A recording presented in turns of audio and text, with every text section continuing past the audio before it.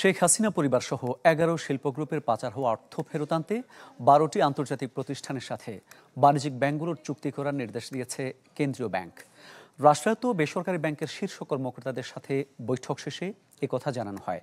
বলা হয়, হাসিনা পরিবারসহ ১১ শিল্প গ্রুপের পাচারের টাকা ফেরাতে সব ব্যাংকেই করতে হবে আন্তর্জাতিক ১২ প্রতিষ্ঠানের সাথে চুক্তি।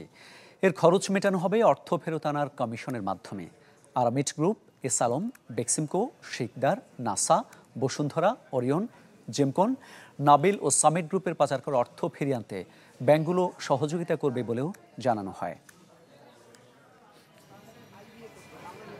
বড় যারা কাস্টমার যাদেরকে ধরা হচ্ছে, যারা হয়তো আমাদের এখান থেকে টাকা পাচার করে বাইরে নিয়ে গেছে, সেখানে ইন্টারন্যাশনাল কোনো আমরা যদি যারা ল ফার্ম আছে তাদেরকে এনগেজ করে যদি সেখানে ইনভেস্ট করে কিছু টাকা ফেরত আনা যায়।